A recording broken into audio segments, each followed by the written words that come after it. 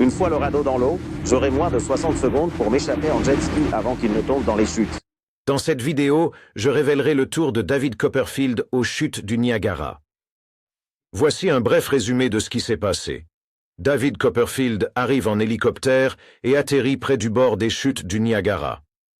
Il annonce qu'il va tenter une première mondiale, s'échapper d'une boîte en acier enchaînée à un radeau en feu avec un jet ski attaché. Du coup au genou, seuls ses bras et jambes sont visibles. Dès que le radeau atteint les rapides, il prétend n'avoir qu'une minute pour s'échapper, détacher le jet ski et remonter le courant, le tout en un plan séquence unique, sans aucun trucage. Le radeau est lâché, les flammes se propagent, et Copperfield se débat alors qu'il fonce vers les chutes. Le jet ski ne se détache jamais. Le radeau plonge dans le vide et tout disparaît dans la brume, jusqu'à ce qu'un hélicoptère émerge quelques instants plus tard avec Copperfield suspendu en dessous, vivant et indemne. Alors, comment a-t-il fait? En observant bien, dès qu'il dit qu'aucun trucage ne sera utilisé, on remarque quelque chose de louche. Voici un exemple.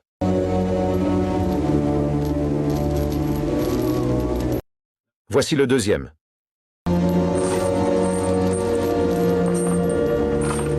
Y a-t-il un caméraman visible ailleurs que les assistants et David Copperfield?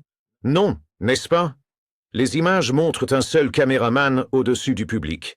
Mais il apparaît vite à la gauche de Copperfield, et un étrange saut survient quand ses pieds sont enchaînés.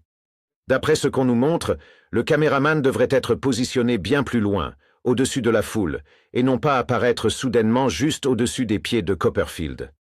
Dans le plan précédant l'affirmation de Copperfield sur l'absence de coupe, une chaîne est visible. Mais après la coupe et le gros plan, elle est partie. Et si vous regardez bien l'anneau qui le maintient, l'espace entre sa ceinture et l'anneau change. Avant la coupe franche, il y a de l'espace. Après, l'anneau est plus proche de sa ceinture. De plus, dans cette brume, une transition floue masque une coupe franche, menant au plan final de Copperfield suspendu à l'hélicoptère. Si vous n'avez pas encore deviné, voici le secret. Une fois que Copperfield monte sur la plateforme et que ses poignets sont enchaînés, les chaînes elles-mêmes n'ont jamais été vraiment verrouillées.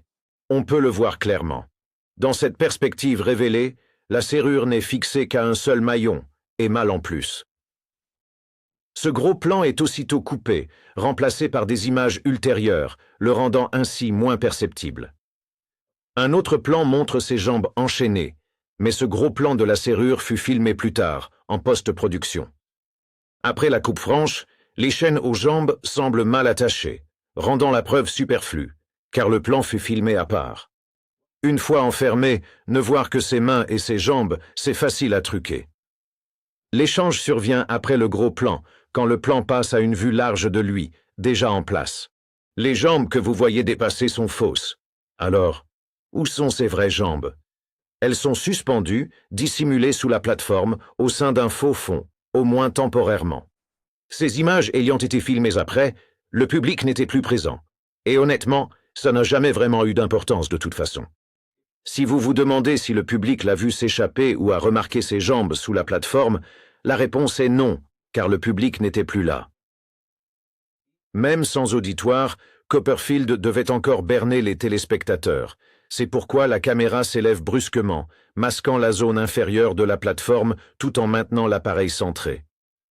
Ce mouvement de caméra astucieux cache la seule issue possible, la trappe sous la plateforme. Plus tard, alors que la plateforme s'approche des chutes, on peut apercevoir les fausses mains et jambes être rentrées à l'intérieur. L'anneau que vous apercevez à proximité du genou de Copperfield est, en réalité, fixé aux jambes factices. Vous remarquerez deux bandes noires sur la plateforme qui s'arrêtent juste là où l'anneau relié aux fausses jambes est positionné. Ces marques noires sont en fait deux tapis roulants très fins enroulés autour de la surface de la plateforme. En activant le tapis roulant à distance, l'anneau et les jambes factices qui y sont attachées sont entraînés horizontalement sur la surface. Ce mécanisme donne l'impression que Copperfield rentre ses jambes à l'approche des chutes, tandis que ses mains sont levées lorsque la coque est placée et verrouillée par son assistant. Cette serrure, une fois libérée, permettait aux mains de retomber dans un compartiment caché à l'intérieur de la coque par simple gravité.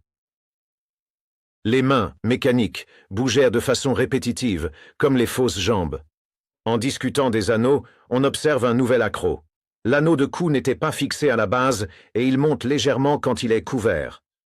Maintenant, voici ce qui s'est réellement passé à l'intérieur de la coque.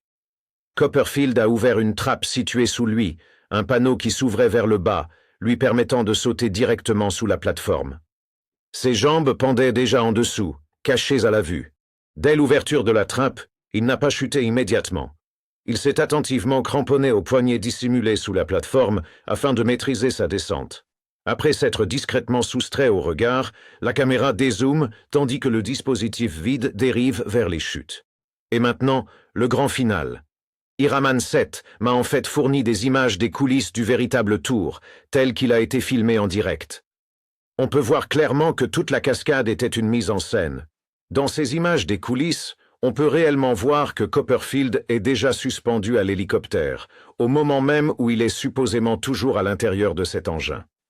Cela montre clairement que le tour fut mis en scène et que Copperfield ne s'est pas vraiment échappé de l'engin. De plus, cela révèle que certaines portions de la performance ont été refilmées.